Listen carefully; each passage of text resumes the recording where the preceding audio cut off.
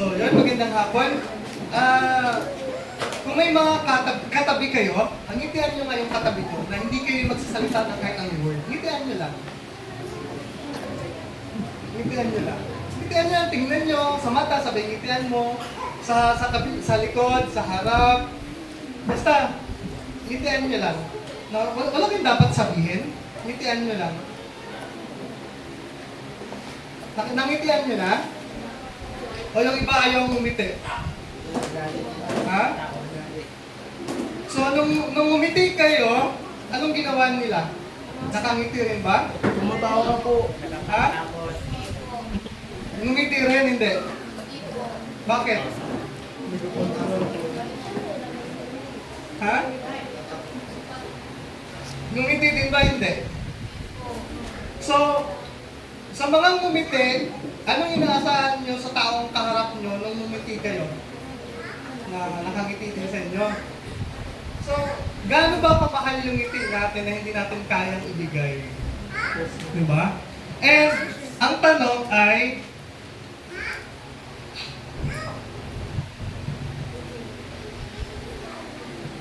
masaya ka ba ngayon?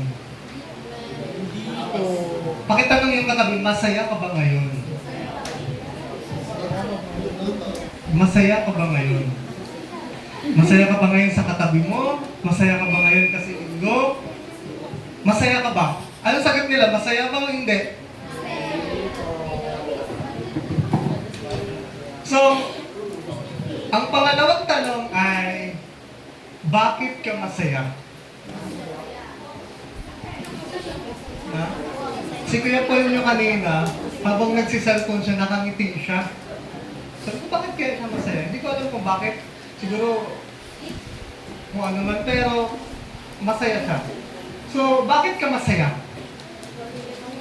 So, kung malungkot ka, bakit ka malungkot? Kasi Lunis na bukas? Ha? And huling tanong ay, paano ba maging masaya? Oo. Ito yan. Paano ba maging masaya? Tingin nyo paano? Kung ikaw ay masaya, tumawa ka, ha ha ha. Ay. Paano ba maging masaya? Tingin nyo, paano? Sino dito yung kapag mag-isa sa kwarto tapos gusto niya maging masaya, titignan niya yung mga mukha ng mga pictures ng mga kaibigan niya sa cellphone niya, tapos alalahanin niya, tapos tawang-tawa siya. Di ba? Kapag may namimiss tayong tao, tinitignan natin yung pictures. Di ba? So kapag masaya ka, paano ba maging masaya? And paano mo nasabing masaya ka? Kasi tumawa ka? Si Pastor, may mga masaya naman na kunyari masaya pero deep inside mo, sasaktan pala. Oo. Una-una, kaya dapat tayo maging masaya kasi may Diyos tayo. Hallelujah. Yun yung source ng joy natin everyday. Imagine mo, Kristiyano tayo pero araw-araw para tayong yung tindera sa may canteen ng school. Kasi ang gulo-gulo ng pila ninyo, tapos siya yung nagsiserve ng pagkain, tapos nainis. Nung college kami, hindi ko makalimutan itong professor namin dahil sobrang brutal. Si Ma'am Gauran. Si Ma'am Gauran ay PhD siya, doctorate pa siya, sobra yung pinag-aralan niya, doctorate, PhD. Pag sinulat namin yung pangalan niya, hindi na namin alam bakit may PH, may D pa. Ano yung sabihin nito? Kasi kailangan daw isama namin yung mga pinag-aralan niya sa full name niya kapag isusulat. And may plus 10 points pa kapag katama. Hindi ko alam bakit may PhD, may ganyan-ganyan pa. Sabi ko, ano ba naman ito? Yung pala, yun yung mga pinag-aralan niya. Sa sobrang talino niya, kasi literal sa sobrang talino niya. And siya yung teacher na nagpapasaulo sa amin ng mga periodic table na yan, sa plants, yung cycle ng photosynthesis, sobrang lala talaga. Alam niyo ba na tamad ako mag-aral dito sa PSU na kayan-kayanan ko ng tawan-tawanan, pero pagdating sa kanya, hindi ko kayang tumawa. Kasi sa bahay, sa boarding house namin, punong-puno na nakapastil dyan na drawing ng photosynthesis, kung paano nangyayari yun. I-college na kami. Sabi niya, yung mga high school, wala yan, ganito dapat. Tapos, kailangan namin magsaulo ng 100 animals, scientific, tsaka tama yun, kaya si ma'am ay science teacher. Scientific, tapos yung common name niya, animals and plants. 100. Yung mga scientific niya, ang bubulol pa sa dila. Sobrang hirap. Halos iiyak na ako. Talaga, literal. And every day, may recitation siya. Hindi ka pwedeng umupo kapag hindi ka nakasagot. Kapag ka-absent ka, minus ka pa sa day na yun. Isa-isang linggo, 2 beses siyang pumapasok. 3 hours yung klase namin. Ganun katindi. Pero ayun mo, hindi na ako nakaka-basketball that time dahil sobrang takot ko sa kanya. Kaya napapareview ako. Sobrang at alam mo ba, yung notes mo, plus 20 points ka kapag nasusulat mo lahat ng tinuturo niya. Every session namin, may pinapaprint kami ng 50 pages na bond paper sa klase niya. Kasi major namin siya. At ito pa, prerequisite niya yung mga susunod na subject namin. Kapag hindi ka nakapasa sa kanya, yung susunod na subject, hindi mo rin pwedeng makuha kasi hindi ka nakapasa sa kanya. Alam niyo ba na malit ka lang ng 1 minute, hindi ka na papapasukin sa klase niya. Hindi ka pwedeng pumasok sa klase niya kung hindi ka naka-uniform. Yung pormahan ko kasi mga fitted, sabay mga t-shirt, mga bonnet. Doon ako nasanay sa pakul dito sa PES. Pagdating sa kanya, kailangan naka-slacks ka, naka-black shoes ka, suot mo yung school uniform ng school na polo na white. Kailangan ganun yung lagi mong suot. Kapag hindi ka naka-uniform, papaalisin ka niya. Pag late ka ng 1 minute, papaalisin ka niya. Kapag maingay ka sa klase niya, natutulog ka, umiidip ka, papauwiin ka niya. Kaya kahit na ang klase niya pa naman 1 to 3. Kahit na antok-antok ka na, gigisingin ka talaga, tapos ang laki niyang babae. Kapag kailanganin yung sitwasyon mo, papatayuin ka, tatanungin ka, kasabihan ka pa ng, hindi mo ba talaga alam mo? Hindi ka ba nag-review? Ang tanga-tanga naman eh. Totoo! And every time na siya yung teacher mo, mapapasabi ka na talaga na, oo, totoo, nag-aaral ka talaga. And hanggang ngayon, hindi ko lubos maisip, hindi ko makalimutan yung mukha niya, hindi ko makalimutan yung pangalan niya, Susan Gaurag. Bakit? Doon ako na-trauma mag-aral. And every time na dumadating siya, kakabahan ka na kahit wala kang ginawang mali. Kailangan maayos na yung upo mo, kahit na yung mga notebook mo sa table mo, kapag hindi maayos, ang gulo-gulo, sabihin ka, hindi ka ba marunong magligpit? Hindi ka marunong mag-ayos? Sobrang tindi. And may isa kaming teacher na ang tinuturo niya ay nakalimutan ko na pero about psychology. And galing siya dito nag-aral sa PSU. Pagdating na doon sa WPU, grabe ka chill ng subject niya. Pinapayagan pa kami, pwede kayong tumingin sa mga take notes niyo habang nag-i-exam. Sobrang open notes. Pero yung open notes mo, yun ang nasulat mo. Imagine mo, ngayon yung subject mo ganun, kinabukasan doon na kay sir, sobrang layo talaga. Parang yung emosyon mo mababago o kasabin.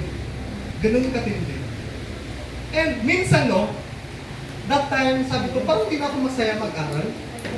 Kasi pang 6 years ko na yun sa pag-aaral ko eh.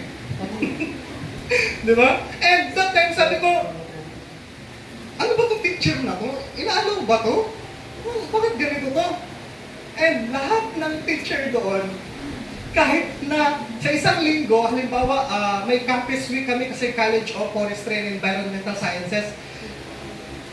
Campus week namin, yung kumbaga sa inyo may foundation, may ganyan, siya pumapasok. Monday, Tuesday, wala kaming kasi may mga activity. Pero yun mo, pagka Wednesday at Friday, papasok kami sa subject niya. Sabi niya, wala yan. Pumasok tayo. Hindi naman yan makakadagdag sa grades niyo. Pasok tayo. Imagine nyo, Yung college namin, nagpa-party-party, pero kami doon sa loob, nakaganyan. Pag nakita niya na masaya ka sa labas, nanonood ka, sasabihan ka, oh Dayan, masaya ka, labas ka na lang doon, attend ka doon. Hello? Ganun katindi. Pero, ganun din ako natuto sa kanya. Minsan, ang joy natin ay hindi natin napapansin kasi pressured tayo. Hindi tayo sanay, hindi tayo familiar, hindi pa natin na-experience, and sa buhay natin, ang hirap maghanap ng joy. Lalo na kapag yung pamilya natin magulo, financially wala tayo, halimbawa sa mag-asawa, may away, sa pamilya may away-away, and ang hirap natin maghanap ng joy. Minsan yung joy natin, sobrang mahal na parang hindi ka na pwedeng maging masaya kasi pakiramdam mo, kapag katapos ng saya na to, problema yung na naman yung kasunod. Huwag ka masyadong masaya. Tingnan mo, mga problema ka na naman. Di ba ganun? Eh, minsan, paano ba maging masaya? Nakaraan ay si Judah ay regular na pumapasok sa school. Ang haba ng kwento, no? Pero para makuha nyo lang yung context natin. Ngayon, every week, kailangan namin magbayad ng tuition ni Judah ng 5,700. Every week. So sa isang buwan, pumapalo kami ng 22,000 plus kay Judah lang. Hindi pa kasama kay Luella yung magiging pasok niya ng 17,000 sa buong year. Pag nagtititigan kami ni Pastora Carla, alam namin na ang hirap mag-provide doon. Pero alam nyo ba kung bakit nandito kami sa part na pag tinitingnan nyo kami parang hindi naman ganun kahirap, okay lang. Kasi bago pa lang yung problema darating, yung heart namin, alam namin, masaya kami na harapin yung mga bagay nila. Every week, wala kami inasahang pera. Lahat na ng loan, ginawa na ni Pastora. Pero kaya kami nakakastand sa pagsiserve namin kay Lord. Kasi yung joy na binibigay ni Lord sa amin, kahit wala kami financially, hindi kami malakas, may mga sakit-sakit kami, pero yung joy, alam namin, kasama namin ang Panginoon, hindi yung nagbibigay ng joy sa amin. Hallelujah. And, minsan, nakapokus tayo sa sarili natin kasiyahan. Basahin nga natin tong verse na to. Kasiyahan gusto ng Diyos na gawin natin. Kasi pwede tayong maging masaya, pero hindi naman pala yun yung plano ni Lord. Kung may mga Bible kayo, sabi sa Romans 1 verse 2, tayong malalakas sa paniniwala ay dapat tumulong sa mahihina at huwag pansariling kasiyahan lamang ang ating isipin. Number 2, sikapin natin lahat na itaguyod ang kapakanan ng ating kapwa para sa kanyang ikalalakas. 3, so 1 and 2, so dito makikita natin na ang malalakas sa paniniwala ay may responsibilidad na tulungan ang mahihina. So sinasabi sa verse na to, pakibalik Sora, diba, na sikapin, so 1, tayong malalakas sa paniniwala ay dapat tumulong. So dito makikita natin na ano ba yung maturity mo sa paglilingkod mo sa Panginoon ngayon. Masasabi mo ba matured ka o hindi? Hallelujah. Alam mo kung ano yung takbo ng faith mo. Alam mo kung ano yung takbo ng pananampalataya mo. Kung tatanungin mo yung sarili mo, kahit hindi mo sa akin ibigay yung sagot, saan part ka ba? Ikaw yung malakas na mananampalataya o ikaw yung mahinang mananampalataya na kailangan palakasin? Minsan, ang daling sabihin na matatag tayo bilang Kristiyano, pero ang hirap ipakita sa buhay, ang hirap ilagay sa puso natin, ang hirap ilagay sa isipan natin. Pero alam mo sa sarili mo kung ano yung stand ng faith mo. Hindi mo pwedeng lukuhin yung puso mo, hindi mo pwedeng lukuhin yung isip mo kung ano yung stand sa faith mo meron ka ngayon. Alam mo yung sagot.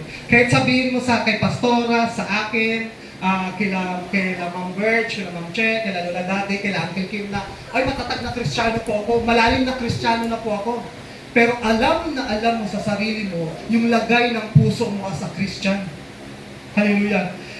Hindi ka pwedeng maging source ng kasiyahan ng iba kung ikaw mismo sa sarili mo ay hindi ka masaya. Paano ka magbibigay sa iba kung wala kang mapupulot sa sarili mo? Paano ka maging source ng joy ng iba kung ikaw mismo sa sarili mo ay hindi ka masaya? Maraming kulang sa'yo, hindi ka kontento, ang daming mong hinahanap, ang daming mong pagdududa, ang dami mong problema na parang pakiramdam mo ay ang layo ng Diyos sa'yo. Paano ka magiging source ng joy ng iba kung wala ka mismong stock ng joy sa'yo? Sino na dito yung naligo tapos wala palang tubig? Paano wala palang tubig, hindi pala nakaigib? Yung may dala ka ng tuwalya, ready ka na, tumakbo ka na sa banyo, pero wala pa palang tubig. Diba? Kaya ka maliligo kasi may nasahod ka ng tubig, lalo na kung mapuputulan ng source ng tubig. Diba? So, sinasabi dito, tayong malalakas sa paniniwala ay dapat tumulong sa mahihina at huwag sa pansariling kasiyahan lamang ang ating isipin. So sinasabi dito na bilang matatag na Kristiyano or malakas na Kristiyano, tayo yung maging source ng joy. Ibig sabihin, tayo yung nag-a-adjust sa mga bagong mananampalataya pa lang, sa mga bagong invites pa lang, sa mga bagong Christian pa lang, tayo yung nag-a-adjust. Hindi yung mga bago yung nag-a-adjust sa atin. Kasi tayo yung mas nauna, tayo yung mas matured. Imagine nyo, kung ako yung mas nakakakilala kay Lord, tapos sasabihin ko kay Paul na mag-adjust ka, Paul. Eh si Paul kakakilala niya lang kay Lord, hindi niya pag alam kung anong gagawin niya. Gaano kabigat yun kay Paul? Diba? So as Christian, kaya sa mga kaibigan ninyo, ang hirap natin silang iakay kay Lord. Kasi sa halip na maramdaman nila yung love galing kay Lord, nararamdaman nila na parang hinuhusgahan sila, parang gia-judge sila. Ang hirap tanggapin sa heart nila. Hallelujah! Ano pa? Huwag ang pansariling kasi yan, sikapin natin lahat na itaguyod ang kapakanan. Ano ibig sabihin ng itaguyod? Itaguyod, ano ibig sabihin nun? Yan kasi, ano ibig sabihin ng itaguyod? Sino nakakala? Sabi ni Courtney, itaguyod. Ibig sabihin ng itaguyod ay pasan-pasan mo, halimbawa yung cross, pasan-pasan mo, kahit mahirap, inaakay mo pa rin. Itaguyod. Ibig sabihin, yung adjustment natin or yung pagkakaroon natin ng pagiging source ng joy ng iba, kailangan mong itaguyod yun araw-araw. Hindi porket naging source ka ng joy ngayon, susunod na day, susunod na week, ay ayaw mo na. Ibig sabihin, tuloy. Itaguyod ang kapakanan ng ating kapwa para sa kanyang ikalalakas. Ibig sabihin, ginagawa mo yun na parang pakiramdam minsan kawawa ka, bakit ikaw na lang lagi? Ano ba yun? Ako na lang lagi nakikita ko yung utusan? Ako ba yun? Ako na lang lagi? Ako na lang lagi? Amen? Ibig sabihin nun, tinataguyod mo yun bilang para maging kalakasan ng iba. Halimbawa, kung yung may tao kang gustong makakilala sa Panginoon, pinagsisikapan mong ipakita sa kanya na namumuhay ka bilang Kristiyano para maniwala siya na totoo ang Diyos. Hallelujah! Paano maniniwala yung mga mahal natin sa buhay, yung mga ka-churchmate natin, yung mga ka-workmate natin, yung mga classmate natin, kung lulubog lilitaw lang naman yung paglilingkod natin sa Panginoon. Hallelujah! Naiintindihan ba natin? No? At ano pa? Ang malalakas sa paniniwala ay may responsibilidad na tulungan ang mga manghihina. Diba? Ano ba sinasabi dito? Ang layunin ay hindi sariling kasiyahan, kundi ang kapakanan ng kapwa upang mapatibay ang kanilang pananampalataya. Kapag sinasabing kasiyahan ng iba, minsan kailangan mo magsakripisyo. Minsan kailangan mo ikaw yung mawalan para magkaroon sila. Minsan kailangan mo ikaw yung magbigay para sa kanila. Kailangan ikaw yung umunawa sa kanila, magpatawad sa kanila, ikaw yung umintindi sa kanila bilang mas matatag na Kristiyano. No, ano pa? may mga taong gustong ipagawa o ipagaya ang kanilang pamamaraan o iniisip nila na dapat gawin. Kasi minsan, as a Christian or alam natin yung pamamaraan, gusto nating i-impart sa tao. Hallelujah! Gusto nating i-impart na ganito yung gawin mo, ganyan yung gawin mo. Pero nakakalimutan natin na everyone sa atin ay may mga kanya-kanyang characteristic, skills, talents na iba-iba tayo. Di ba? Na ano nangyayari? Ngunit tandaan na ang bawat isa ay mayroong sariling pamamaraan at kakayahang gawin ng isang bagay. Si Luella at si Judah ay pareho naming binibilhan ng laruan. Si Luella, halimbawa may mga circle, triangle, square na box, tapos kailangan yung shape ng circle, ilagay mo sa loob ng circle para mapasok siya sa loob ng box.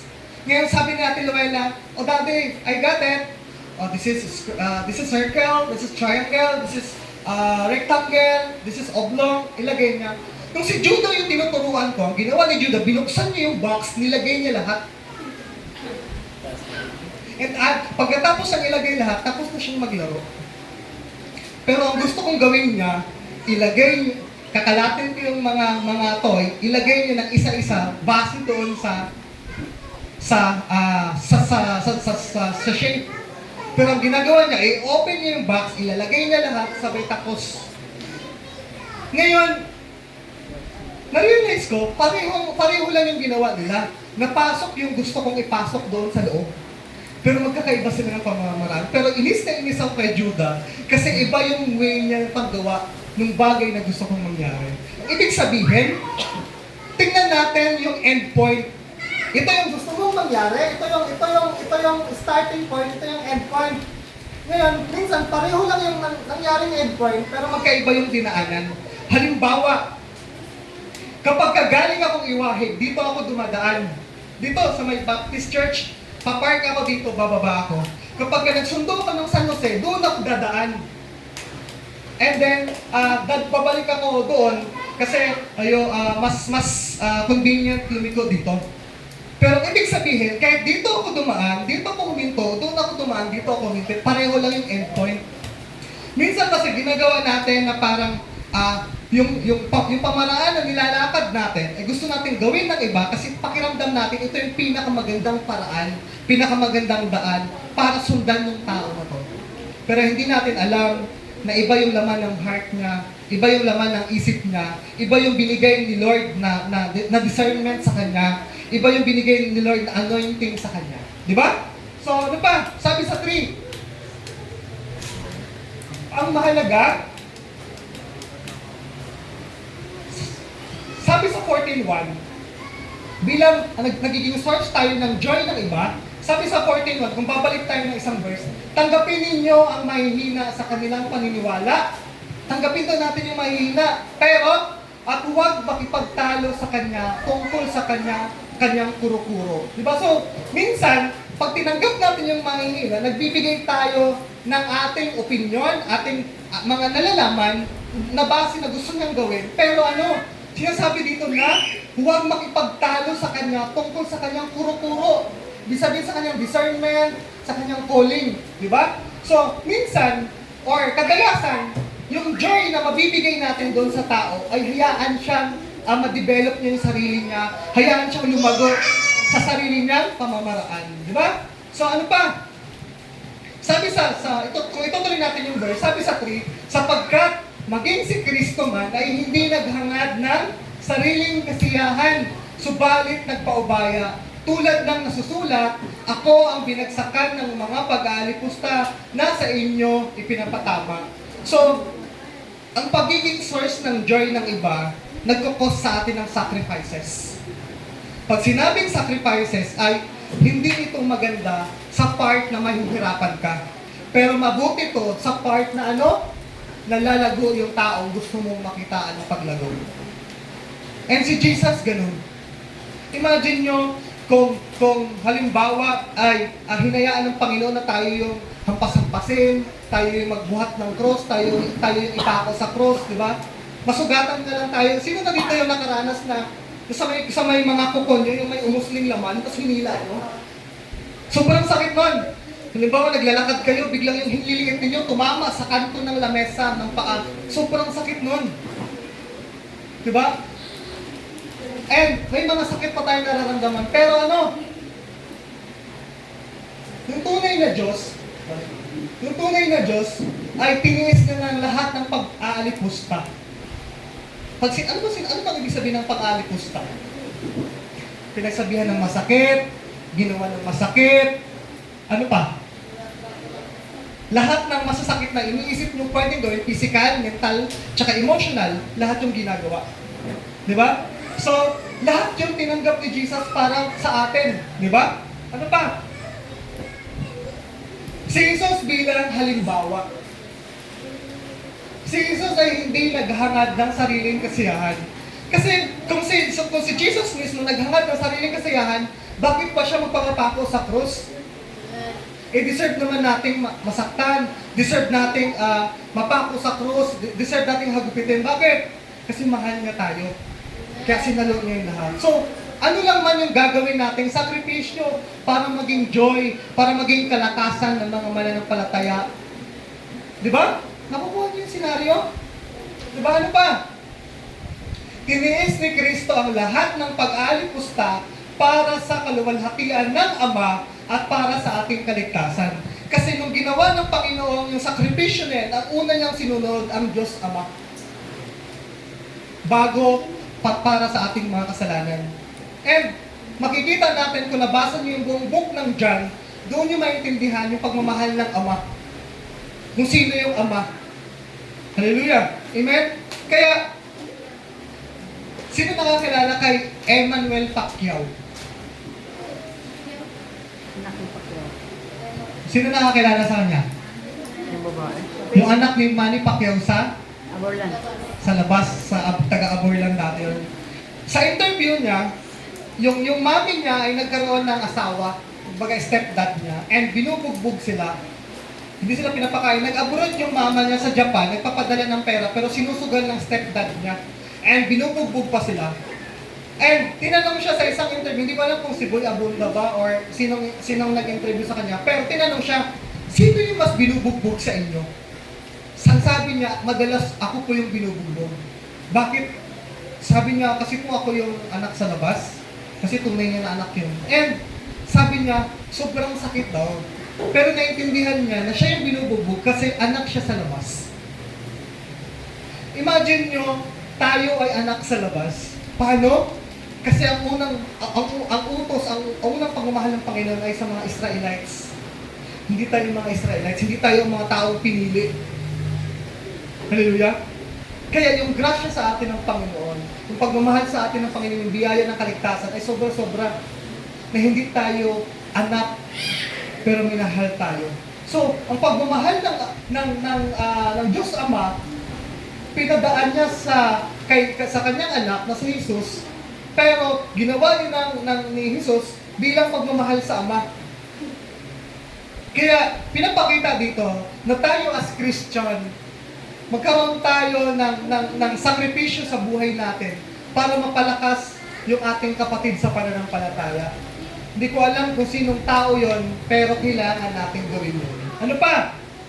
Sabi sa 4, anumang nasa kasulatan noong pang-una ay nasulat sa ikatututo natin upang sa pamamagitan ng pagtitiis at sa pagpapalakas ng loob mula sa kasulatan ay magkaroon tayo ng pag-asa. So, ang kasulatan na tinutukoy dito ay ang Biblia, no? So, ang kasulatan ay sinulat upang turuan tayo at bigyan ng pagtitiis, lakas ng loob at pag-asa. So, bibigyan tayo, tinuturuan tayo na ano nung magtiis para sa ikalalago ng bawat isa. Ano pa? Lakas ng loob na nakayanin yung mga bagay na yon para sa ikakalago ng ating kapatiran at pag-asa na may gagawin ng Panginoon sa buhay ng tao na yan. Kahit gaano pa kahirap i-invite, gaano kahirap pagsabihan, gaano kahirap tanggapin, gaano kahirap mahalin, gaano kahirap unawain. Hallelujah! And Sa 5 to 6, ang sabi dito, ipagkaloob nawa ng Diyos na siyang nagbibigay sa atin ng katatagan at lakas ng loob na kayo'y mamuhay na may pagkakaisa ayon kay Kristo Jesus. So, lahat ng bagay na yung pagtitiis, lakas ng loob na yun, in general, kaya yun binibigay sa atin ng Panginoon para magkaisa tayo. Hallelujah! Para magkaisa tayo. Walang ibang gustong mangyari dito upang magkaisa tayo. Diba? Sabi sa 6, ano ba? Upang sa gayoy, nagkakaisa kayong magpuri sa Diyos at Ama na aking Panginoong Kristo. Lahat ng mga sakripisyo mo sa bawat isa sa atin ay ano? Para mag-isa tayo sa paglilingkod sa Panginoon. Walang iba. Kaya mga ginagawa mong sakripisyo, pagchat-chat, o pagpapaalala, pag-unawa, pag-intindi sa tao na yan, ginagawa mo yan para mag-isa tayo sa paglilingkod sa Panginoon. Ang Diyos ang nagbibigay sa atin ng katatagan at lakas ng loob upang magkaisa tayo ayon kay Kristo Jesus. So, walang ibang makapagbibigay sa iyo ng lakas ng loob, ng katatagan na kayanin yung mga pinagdadaanan mo ngayon, kundi ang Diyos pa rin. Kaya, patuloy tayong humingi sa Panginoon ng lakas ng loob, pagtsatsaga, pagtitiis, bago tayo gumawa ng sarili natin mga aksyon. Sabi sa 6, upang sa gayoy, nagkakaisa tayong magpuri. So, lahat ng yun, para bilang pagpupuri natin sa Panginoon. Hindi mo yung ginagawa kasi ikaw yung kayang makagawa niyan. Inalaw yan ng Panginoon kasi para sa kabuuang pagpupuri sa Kanya. Sabi pa, our unity serves to praise God. Yung pagkakaisa nating lahat ay pagsaserve natin sa Panginoon. Minsan kasi akala natin na tayo yung mas may effort na binibigay kay Lord. Kasi tayo yung maraming ginagawa, tayo yung maraming ambag, tayo yung maraming kinikilos, pero isa ka lang. Diba? Sabi nga ni Byron, kapag kasama-sama, kayang-kaya. Sabi nga ng, hindi ko alam kung MacBook ba yun or the more the merrier. Diba? So, ibig sabihin, kapag marami, mas malakas. Sino na dito yung nagwalis tapos isang ting-ting lang?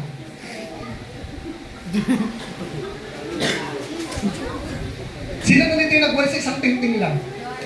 Diba? Bakit yun yan?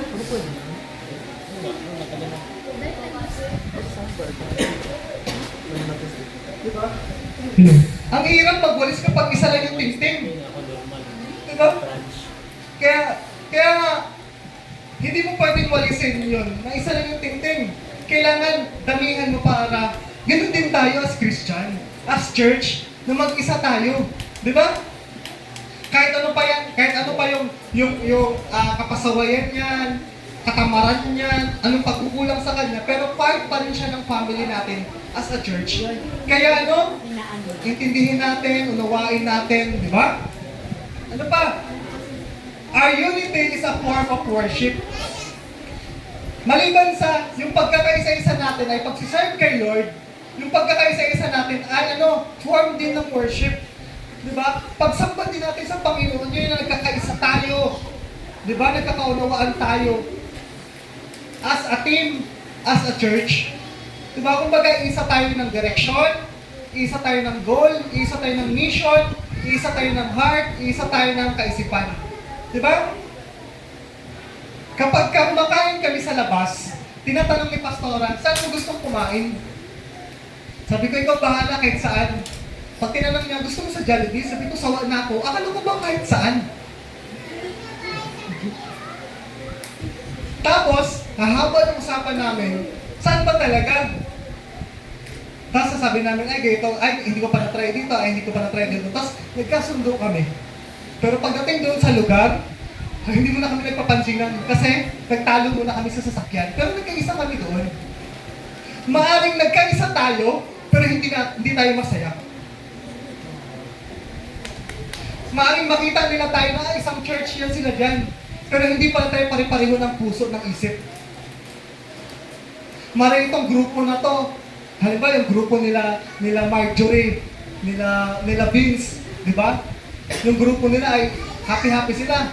Pero yung grupo naman ni Dave tsaka nila Jam Jam, silang grupo din. Di ba? Tapos, iba din yung grupo nila Paul. Pero kapag titignan tayo, isang church tayo, maaaring nakikita tayo as iisa, pero hindi tayo nag-i-enjoy. Imagine nyo yun ha, magkakasama tayo pero hindi tayo nag-i-enjoy. Bakit kaya? Sino kaya yung problema? Sabi ni Dayon sarili, so ito yung problema. So, minsan kasi, hindi tayo nag-i-enjoy kasi hindi tayo gumagawa ng adjustment. Nag-i-enjoy tayo kasi yung karamihan doon gustong pumunta, pero ikaw iba yung gusto mong pantahan dahil wala kang kasama, sumama ka na lang. Pero hindi ka naman masaya, hindi ka nag-i-enjoy. Bakit kaya? Bakit kaya? Ganito kasi, nung minsan ay tumambay kami, nung college kasi uso-uso yung tambay. Kasi kapag college kayo, may pasok kayo ng 1 to 3, sabay 7 na naman yung pasok ninyo. Di ba sa inyo ngayon, yung iba pang umaga, yung iba pang hapon, di ba? Tama? Ganun yung pasok ninyo. Ngayon, dahil wala kaming pasok ng alas 3 ng hapon, kasi may motor ako dati, niyaya ako ni Ador, ang pangalan ng kaibigan ko si Ador, niyaya niya ako sa bahay nila. Pagdating sa bahay nila, nagluto yung kamag-anak niya ng ulam. Kumain ako doon. Ngayon, pagtapos kong kumain, umuwi ako sa bahay. Pagdating ng bahay, ay nagluto si mama ng adobo. Yung mama ko. Tapos sabi niya, na, kain ka na dyan. Nagluto ako ng masarap na ulam. Sabi ko kay mama, ma, ayaw mo nang kumain. Bakit? Paborito mo naman yan. Dami mo nga kumain kapag yan yung ulam. Sabi ko, nakakain na kasi ako salba. Ganun din sa atin. Kaya hindi mo ini-enjoy yung kasama mo kasi may iba ka ng kinakainan. May iba nang nagpapabusog sa'yo. May iba nang nagpapapit sa'yo. May iba ka ng kasama na mas ini-enjoy mo. So minsan, kaya hindi natin ini-enjoy tong bagay na to, kung itong core na to, kasi may iba ka nang ini-enjoy. Kaya pakiramdam mo minsan, hindi ka belong, pakiramdam mo minsan, hindi ka kasama, kasi nga, ikaw mismo, may kasama ng iba na doon ka nag-enjoy, na yun yung nagiging joy ka doon, kaya hindi ka nagkikaroon ng joy nito. So, lagi mo tandaan, na lahat ng ginagawa natin as unity ay ano? Pag-praise natin sa Panginoon, form of worship natin. So ano pa? Live in a way that builds others up rather than causing them to stumble. Mamuhay daw tayo na binibuild yung iba, pinupush yung iba, sige, inaangat yung iba, kaysa maging sanhi tayo na yung iba nag-struggle, yung iba na-stumble. Diba? Hallelujah! At ano pa? So, application. So, ganun lang ka-clear yung topic natin. Pero, may iiwan tayong tanong. And yun yung pag-uusapan nyo mamaya sa groupings para hindi kayo malayo sa mga gusto nyong i-share.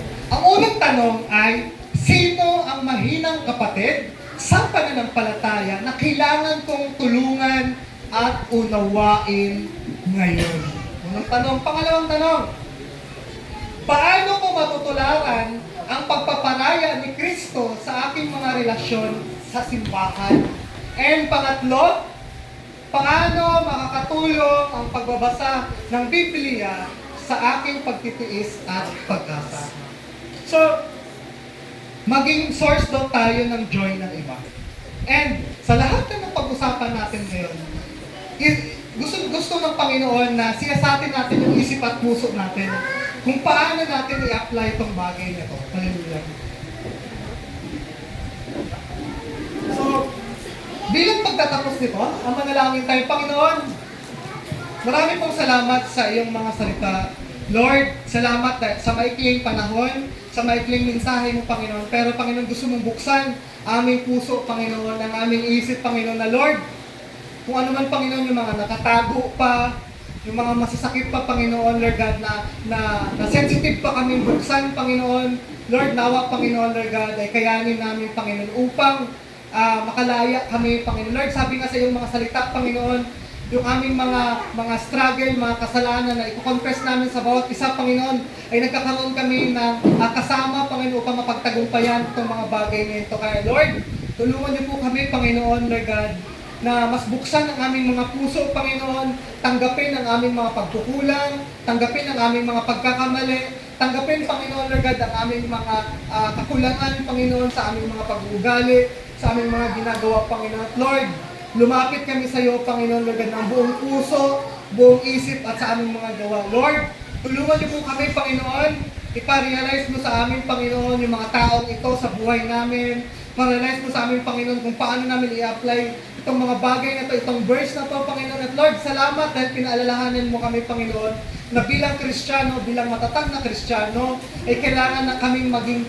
a source ng joy, Panginoon, ng ibang tao, ibang kasamahan sa church, Panginoon, na Lord, kami yung source ng joy, Panginoon, na kung saan makikita nila kami, Panginoon, bilang pag-asa nila dahil kasama ka namin, Lord. Lord, tulungan niyo po ang bawat isa, Panginoon, Lord God, na yung mga tao nakapalibot sa amin, yun yung makita sa buhay namin, yun yung makita sa presensya namin, Panginoon, Lord God, na kami, Panginoon, Lord God, ay source ng joy bilang paglilingkod namin sa iyo, Panginoon. Kaya, Lord, tulungan niyo po kami, Panginoon, na unawain, intindihin, at mahalin ang bawat isa dahil ikaw ang unang nagpakita dito sa amin. Kaya, Panginoon, ikaw nawang kumilos sa aming mga puso't isipan. Sa pangalan ni Jesus, Amen.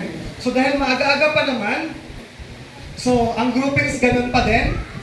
Kay Uncle Kim doon, kila Pastora dito, kila Ate Jones dito, and yung mga boys dito sa akin. So, ganito yung tanong.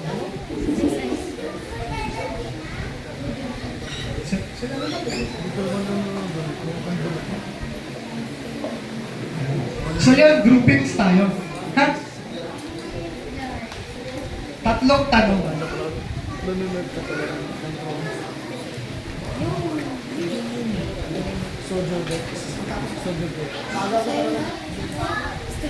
So yung ating opening ay pagtapos na lang ng ating groupings dahil maaga naman tayo ngayon, 5:41 pa lang. So yun, groupings na kayo.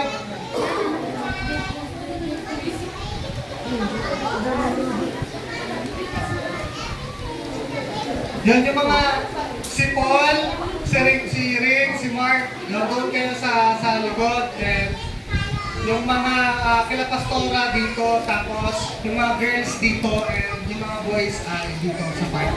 Yes, let's go! Ay, patayin ko na.